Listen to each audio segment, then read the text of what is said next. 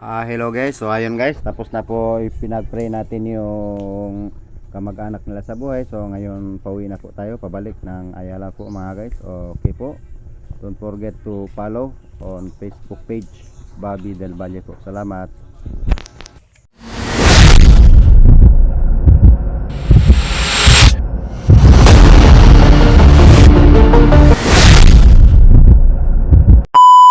A few moments later.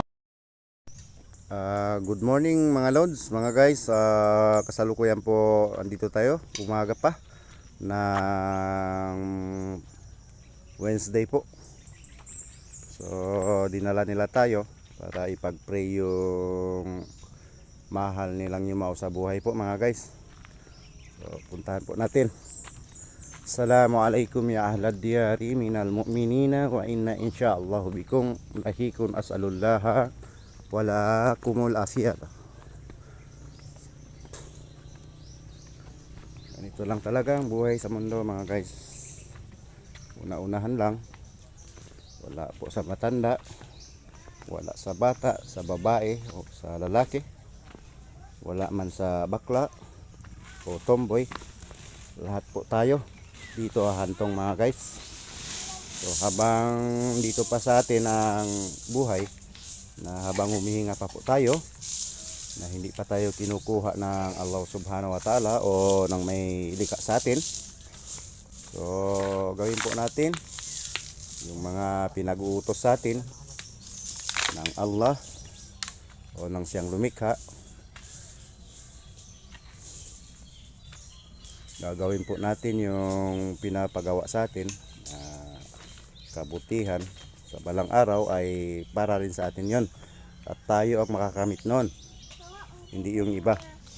Yung sino yung gumawa ng kabutihan para sa sarili niya, siya ang kakamit, makakamtan niya yon pagdating sa kabilang buhay mga guys.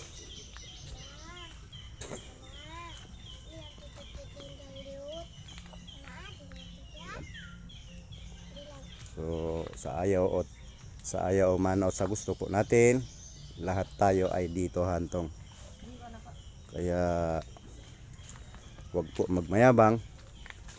Kung meron man sa atin mga sasakyan na mga bahay na magaganda, so wag nating ipagyabang yung dahil sa ayaw at sa gusto ay iwan din natin yung mga guys. Pamilya mo, ari-arian mo, magagara mo sa sasakyan, iiwan mo yun. So magdudulot pa yon ng hindi pagkaiintindihan ng mga magkapatid na anak mo nang dahil sa mga iniwan mong properties mga guys. So yung sayo, huwag kang madamot at tutupad ka sa utos ng Allah subhanahu wa ta'ala o sa may lumikha po sa atin. Yun lang mga guys. Ayan. So hindi natin alam kung sino dito ang nakalibing na may mabibigat na kasalanan.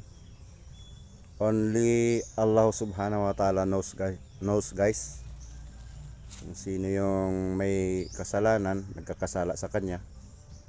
Kaya tayo mga followers ng Allah subhanahu wa ta'ala, alagad, wag po tayo basta-bastang maghusga sa kapwa po natin dahil hindi natin alam. Tanging ang Diyos lang nakakaalam kung sino yung pinapapasok niya, yung may rida siya sa tao na yon. Ayun mga guys, ang lawak ng cemetery na to mga guys. Donate po ito ni Governor ng Tawi-Tawi. Ayan.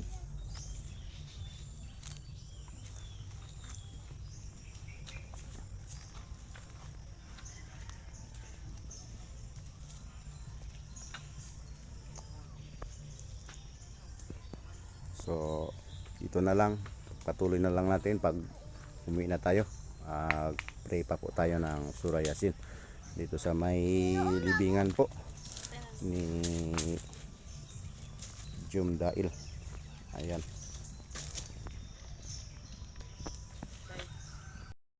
So, pauwi na tayo guys. Tapos na po tayo nagbasa ng Surah Yasin. At ipinag-pray natin yung mahal nila sa buhay. Yung kasi ang utos sa atin nila mga guys. Ito po.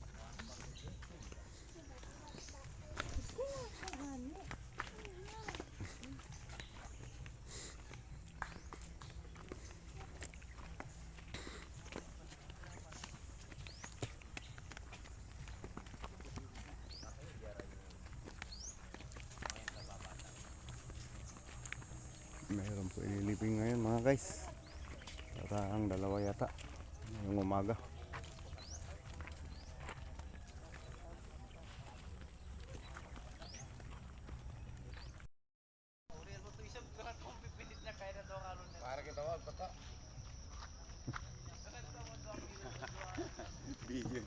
Brad.